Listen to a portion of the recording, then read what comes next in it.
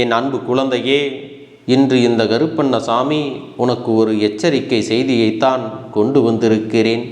என் செல்லமே, உன்னுடைய இல்லத்தின் மீது சிலர் ஒரு விஷயத்தை போட்டு விட்டார்கள். என் பிள்ளையே, அவர்கள் போட்ட அந்த பொருளினால் உன்னுடைய வாழ்க்கை இன்று நிலை தருமாறி நின்று கொண்டிருக்கிறது. இன்று இந்த கருப்பனின் வாக்கினை கேட்டு உடனடியாக அதனை நீ எடுக்க வேண்டும்.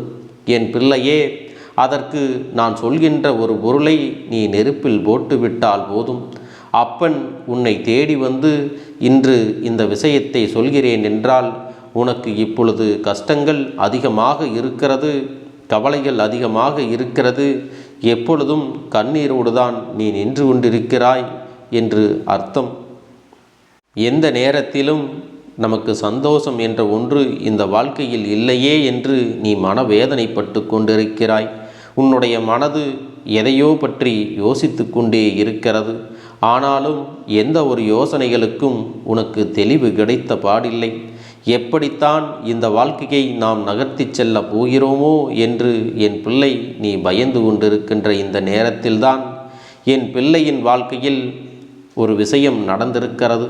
அப்படி என்னதான் நடந்து விட்டது என்று நீ தெரிந்து கொள்ள வேண்டுமல்லவா? அதை உன்னிடத்தில் தெளிவாக சொல்லிவிடத்தான் இந்த கருப்பண்ணசாமி உன் இல்லம் தேடி வந்திருக்கின்றேன். என் செல்லமே, உன்னுடைய இல்லத்தில் இந்த பொருள் இருப்பதை நான் கண்டு கொண்டேன். அதை நீ உடனடியாக எடுக்க வேண்டுமல்லவா? இல்லை என்றால் என் பிள்ளைக்கு நடக்கின்ற பிரச்சனைகள் இன்னும் அதிகமாக மாறிவிடும். என் குழந்தையின் வாழ்க்கையில் கஷ்டங்கள் மேலும் மேலும் அதிகரித்து கொண்டேதான் இருக்கும். அதை நடக்க விடக்கூடாது. என் பிள்ளையின் வாழ்க்கையில் இருக்கின்ற பிரச்சனைகள் உடனடியாக சரி செய்துவிட வேண்டும் என்பதற்காகத்தான் இன்று இந்த கருப்பண்ணசாமி உன்னை தேடி உனக்காக இந்த வாக்கினை கொண்டு வந்திருக்கின்றேன். எந்த நேரத்திலும் இந்த வாழ்க்கையை பற்றிய கவலை உன்னிடத்தில் அதிகமாக இருக்கிறது. ஏனென்றால் இப்போது உன் வாழ்க்கை ஏனோ தானோ என்று வாழ்ந்து கொண்டிருக்கிறாய். எதிர்காலத்தை பற்றிய பயம் இருந்தாலும் அதையெல்லாம் நீ பெரிதும் பொருட்படுத்துவதில்லை. எப்படியும் நமக்கு இதுதான் நடக்கப் போகிறது, நம் வாழ்க்கை இப்படியே சென்றுவிடப் போகிறது என்ற எதிர்மறை எண்ணங்கள் தான் உனக்குள் இருந்து கொண்டே இருக்கிறது. அப்படி இருக்கும் பொழுது என் பிள்ளையே, உனக்கான நன்மைகள் எப்படி கிடைக்கும்? இந்த அப்பன் மீதே நீ நம்பிக்கை இல்லாமல் சில நேரங்கள் சென்று விடுகின்றாய். என் அன்பு குழந்தையே, உன் வாழ்க்கையில் நன்மைகள் ஒன்று நடக்க வேண்டும் என்றால் அது தெய்வத்தின் மூலம்தான் நடக்க வேண்டும். அதனால் எல்லாவற்றையும் நம் தெய்வத்திடம் விட்டுவிட்டு தெய்வமே கதி என்று சரணடைந்து விடுவோம் என்று நீ உன்னுடைய மனதிற்குள் ஆழமான சிந்தனையை வைத்திருக்க வேண்டும். அது மட்டுமல்ல, உன்னுடைய முயற்சிகளையும் உழைப்புகளையும் நீ கொடுத்து கொண்டே இருந்தால் நிச்சயமாக தெய்வம் உன்னை கண் திறந்து பார்க்கும். உன்னுடைய நம்பிக்கை எந்த அளவிற்கு இருந்ததோ அந்த அளவிற்கு பலனை நீ அடையத்தான் போகிறாய். என் அன்பு குழந்தையே, உன்னுடைய எல்லா பிரச்சனைகளையும் உனக்கு சரி செய்து கொடுக்க வேண்டும், உன்னை சரியான பாதையில் அழைத்து செல்ல வேண்டும் என்றுதான் உன் அப்பன் நாள்தோறும் உன்னிடத்திலே வந்து பேசி கொண்டிருக்கிறேன். என் செல்லமே, எல்லா விஷயத்தையும் நல்லபடியாகத்தான் தொடங்குகிறாய், நல்ல விஷயங்களைத்தான் செய்து கொண்டிருக்கிறாய். ஆனால் இடையில் உனக்கு குறுக்கீடுகள் வருவதால் தான் உன்னையே அறியாமல் நீ குழம்பி போய் ஏதாவது ஒரு இடத்தில் தேங்கி நின்று விடுகிறாய். என் செல்லமே, வாழ்க்கையில் மிகப்பெரிய நிலையை அடைய வேண்டும் என்றுதான் நீ துடித்து கொண்டிருக்கிறாய். அப்படி இருக்கும் பொழுது என் பிள்ளைக்கு எதனால் இந்த பிரச்சனைகள் எல்லாம் மேலும் மேலும் வருகின்றது? எதை தொட்டாலும் நீ நேர்மையாகத்தான் இருக்கிறாய். நீ நல்லதையே சொன்னாலும் அதுவெல்லாம் உன் பக்கமே எதிர்மறையாக உனக்கு திரும்பி விடுகிறது. எந்த செயலை செய்தாலும் அது உனக்கு பிரச்சனையாகத்தான் வந்து முடிகிறது. எந்த நேரத்திலும் நமக்கு சரி என்று படுவதை நம்மால் செய்ய முடியவில்லையே என்று நீ வருந்தி நிற்கிறாய். இதுவெல்லாம் நடப்பதற்கு ஒரு காரணமும் இருக்கிறது. என் செல்லமே, சில நேரங்களில் நீ உன்னுடைய நம்பிக்கையை இழந்து விடுகின்றாய்.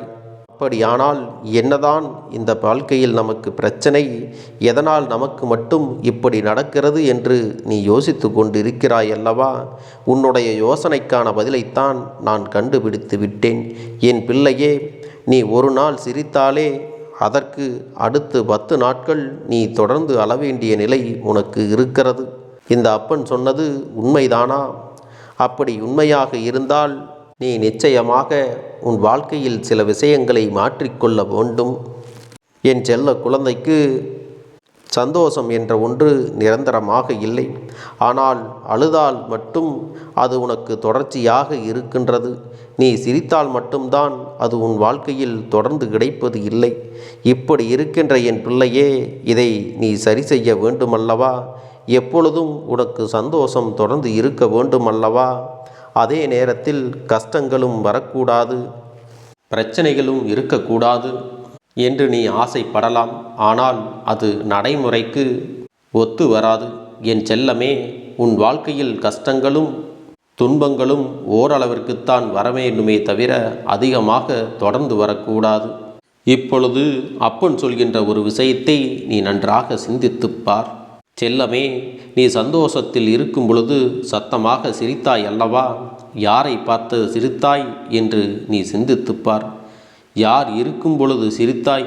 அது மட்டுமல்ல, ஒவ்வொரு முறையும் சந்தோஷத்திற்கு பிறகு கஷ்டங்கள் வரும்போது எல்லாம் நீ அப்பன் சொல்கின்ற ஒரு குறிப்பிட்ட நபரிடத்தில்தான் அதிகமாக சிரித்திருக்கிறாய். அதன் காரணமாகத்தான் உனக்கு கஷ்டங்களும் தொடர்ந்து வந்து கொண்டே இருக்கிறது என்பதை நீ மறந்துவிடக்கூடாது. இதுவெல்லாம் உன் வாழ்க்கையில் எதை காட்டுகிறது தெரியுமா? உன்னுடைய சந்தோஷத்தை கண்டு அவர்கள் மனமகிழ்ச்சி அடையவில்லை, மனமகிழ்ச்சி அடைந்தது போல நடித்திருக்கிறார்கள். மேலும் உன் மீது அவர்கள் கண் திருஷ்டியை போட்டுவிட்டார்கள். உன்னுடைய இல்லத்தில் ஏற்படுகின்ற சிறு சிறு முன்னேற்றங்களை கண்டு உன்னுடைய இல்லத்தின் மீது அவர்கள் கண் திருஷ்டியை போட்டுவிட்டு பொறாமைப்பட்டு கொண்டிருக்கிறார்கள். என் அன்பு குழந்தையே, கல்லடி பட்டாலும் படலாம், கண் திருஷ்டி படக்கூடாது அல்லவா? மற்ற எல்லா விஷயங்களையும் விட மிகவும் பொல்லாதது இந்த கண் திருஷ்டி என்பதை நீ மறந்துவிடக்கூடாது. என் பிள்ளையே, வாழ்க்கையில் கஷ்டங்கள் வந்தாலும் இன்பங்கள் வந்தாலும் அதை நீ பெரிதாக மற்றவர்களிடத்தில் வெளிப்படுத்தி விடாதே. அடுத்தவர்களிடத்தில் நீ வெளிப்படுத்தும் பொழுது அது இந்த வாழ்க்கையில் உனக்கு நிச்சயமாக மிகப்பெரிய வேதனையை தான் கொடுக்கிறது. ஏனென்றால் இப்பொழுது இருக்கின்ற சூழ்நிலையில் எல்லோரும் மற்றவர்கள் வாழ்க்கையில் எப்படி இருக்கிறார்கள், சந்தோஷமாக இருக்கிறார்களா, துக்கமாக இருக்கிறார்களா என்று அடுத்தவர்களை பற்றித்தான் யோசிக்கிறார்களே தவிர தன்னை பற்றி ஒருபோதும் யோசிப்பது இல்லை. ஆனால் உன்னுடைய வாழ்க்கையில் மற்றவர்கள் எல்லோரும் சேர்ந்து உன்னை பற்றித்தான் அதிகமாக பேசிக்கொண்டிருக்கிறார்கள். உனக்கு நல்லது நடந்தாலும் இவர்களுக்கு நல்லது நடந்து விட்டதே என்று பேசிக்கொண்டிருக்கிறார்கள். உனக்கு கெட்டது நடந்து விட்டால் இவர்கள் ஆடிய ஆட்டத்திற்கெல்லாம் இப்பொழுது அனுபவிக்கிறார்கள் என்று, உனக்கு நன்மை வந்தாலும் தீமை நடந்தாலும் உன்னை விமர்சித்து பேசுவதையே வேலையாக வைத்திருக்கின்றார்கள். அப்படிப்பட்டவர்களுடைய பார்வை உனக்கு கெடுதலை மட்டுமே கொடுக்கும் என்பதை நீ மறந்துவிடக்கூடாது. செல்லமே, சில நேரங்களில் நீ வெளியில் பகட்டாக தெரிந்தாயானால் இவர்களுக்கு எப்படி திடீரென்று இப்படி ஒரு வசதி கிடைத்தது என்று சொல்லி உன் மீது கண் திருஷ்டியை இவர்கள் போடத்தான் செய்வார்கள். அதனால் என்ன நடந்தாலும் இந்த வாழ்க்கையில் நீ பெரிதாக எதையும் வெளிப்படுத்தி கொள்ளாதே. உன் வாழ்க்கையில் நல்ல நிலையை அடைவது தானாகவே நடந்து கொண்டுதான் இருக்கப் போகிறது. உன்னுடைய வாழ்க்கை பயணம் எப்படி இருக்க வேண்டும் என்று நீ நினைக்கின்றாயோ அதை போலவே எல்லாம் நடக்கப் போகிறது. ஆனால் அதையெல்லாம் நீ மற்றவர்களிடத்தில் வெளிப்படுத்தக்கூடாது. இதை மட்டும் கவனத்தில் கொண்டால் போதும். உன்னுடைய செயல்பாடுகள் ஒருபோதும் அவர்களுக்கு அதையெல்லாம் வெளிப்படுத்தி விடக்கூடாது. என் செல்லமே, நீ சாதாரணமாக சிரித்தால் கூட அதை கண்டு இவர்கள் மனதிற்குள் மிகப்பெரிய ஆச்சரியத்தை கொண்டால் அதுவும் உனக்கு கண் திருஷ்டியாக மாறிவிடும். இப்பொழுது உன்னுடைய குடும்ப உறவுகளோடு, உன்னுடைய வாழ்க்கை துணையோடு, உன்னுடைய குழந்தைகளோடு நீ சந்தோஷமாக இருப்பதை பார்த்தால் அது மற்றவர்களுக்கும் ஏக்கமாக மாறி உன் மீது கண் திருஷ்டியை போட்டு விடுகிறார்கள். இப்படித்தான் எதை நீ செய்தாலும் அடுத்தவர்களுக்கு அது பிடிப்பது இல்லை. இதுபோன்று இந்த வாழ்க்கையில் உனக்கு நடந்து கொண்டிருக்கின்ற விஷயங்களை எல்லாம் நீ தவிர்க்க வேண்டுமல்லவா? அதற்கு நீ என்ன செய்ய வேண்டும் தெரியுமா?